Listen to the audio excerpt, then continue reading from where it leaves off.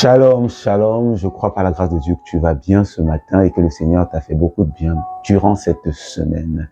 Je voudrais qu'on puisse lui dire merci ce matin pour ça, son amour manifeste, pour sa fidélité à notre endroit.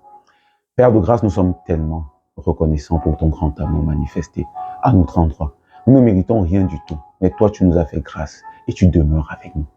Alors que même nous avons éloigné nos yeux de ta face, tu as continué de nous garder.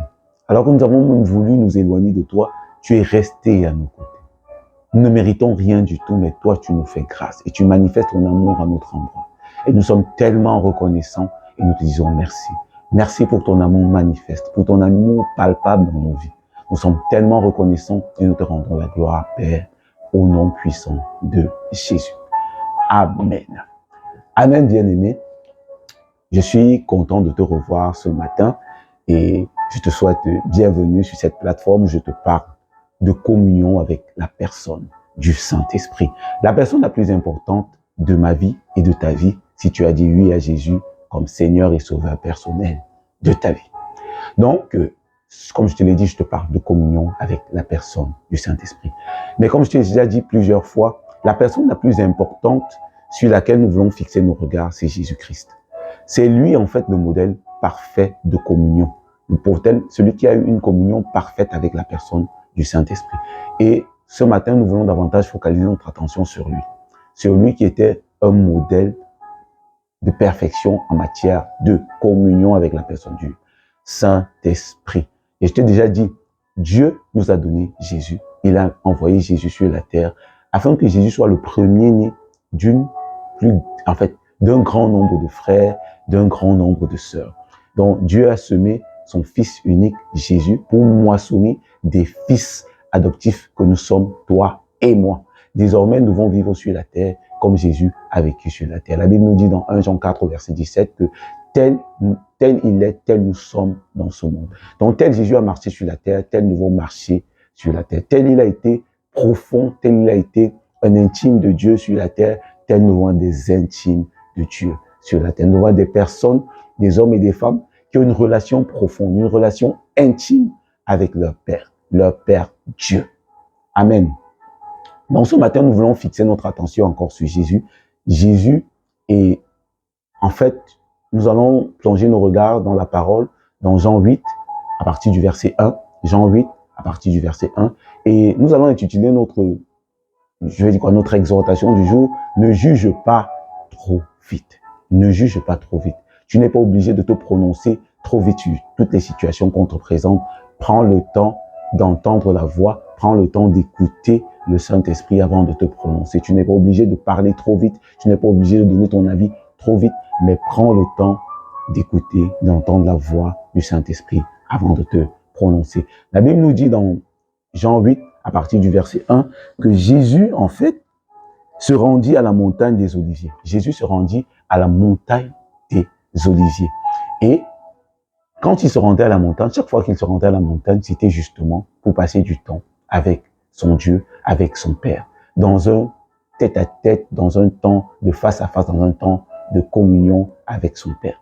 Donc, nous devons être des hommes de la présence de Dieu, des hommes et des femmes qui prennent du temps à part pour contempler, pour admirer notre Père Dieu.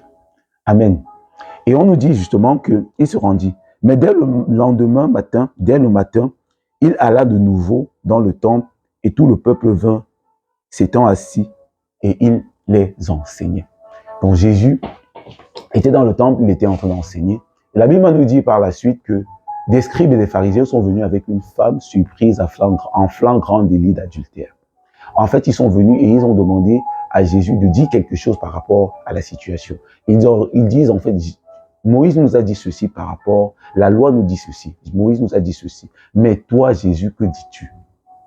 Que dis-tu? La Bible va nous dire par la suite que Jésus va avoir une attitude un peu bizarre. Il va se baisser, il va se mettre à écrire sur le sol. En fait, Jésus ne va pas se précipiter, mais il va prendre le temps. Il va prendre le temps d'entendre et d'écouter avant de se prononcer.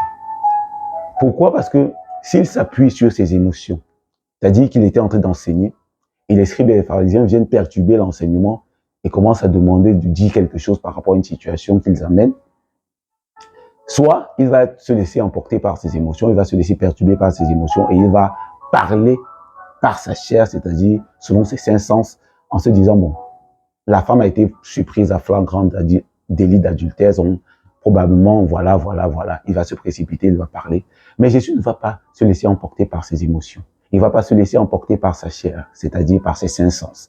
Il ne va pas se laisser emporter par l'environnement, mais il va décider de rentrer en lui-même pour entendre le son de la voix de l'esprit avant de se prononcer. Et devant toutes les situations qui vont se présenter encore à toi pendant cette semaine, ne te presse pas de parler trop vite, mais prends le temps d'entendre et d'écouter la voix de l'esprit avant de te prononcer. Parce que c'est par tes paroles que tu seras aussi condamné. C'est-à-dire que si tu te presses pour dire trop vite des choses, tu seras pris au piège par tes propres paroles, parce que tes paroles vont te condamner toi aussi.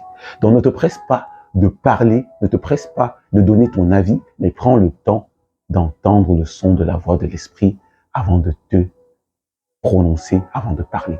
Ce qui va se passer, c'est que lorsque tu vas donner une parole, que tu vas recevoir de l'esprit, tu vas semer la confusion dans le camp ennemi. Tu vas semer la confusion dans le camp ennemi. La Bible nous dit que chacun s'est senti accusé par sa propre conscience et a pris la fuite, a pris ses jambes à son cou et s'est en allé. C'est-à-dire que lorsque tu vas t'appuyer sur l'esprit pour parler, pour prononcer une parole, tu vas semer la confusion dans le camp ennemi. Et ceux-là qui étaient venus pour te tendre des pièges vont rentrer avec leurs jambes à leur cou. Pourquoi? Parce que tu auras pris le temps d'entendre la voix de l'esprit. Ne te laisse pas emporter par tes émotions, ne te laisse pas emporter par la situation, ne te laisse même pas emporter par la superficialité du sujet sur lequel on t'aborde, on t'approche, parce qu'en réalité, on peut te présenter une situation et tu te presses superficiellement à donner un avis. Rappelle-toi que le Seigneur ne juge pas ce qui frappe aux yeux, à l'apparence, au superficiel, mais il prend toujours le temps d'aller en profondeur avant de donner son avis. Jésus est rentré certainement en lui-même et il a entendu la voix de l'Esprit qui lui disait « dis ceci, dis cela ». Et parce qu'il a dit, en s'appuyant sur l'Esprit, il a semé la confusion dans le camp ennemi et en fait, j'ai envie de dire, il a remporté une victoire. À chaque fois que tu vas t'appuyer sur l'Esprit pour prononcer des paroles qui viennent de lui, sois-en sûr, tu remporteras des victoires. Et pendant cette semaine, je crois que tu remporteras plusieurs victoires si tu prends le temps d'entendre la voix de l'Esprit, d'écouter le son de la voix de l'Esprit avant de te prononcer. C'est la petite exhortation que j'avais pour toi ce matin, c'est la petite parole que j'avais pour toi ce matin. Prends juste le temps de bien lire Jean 8, de 1 à 13, et je crois que davantage tu seras béni. Sur ce, je te souhaite une excellente semaine et à une prochaine vidéo. Ciao, ciao. Bye bye.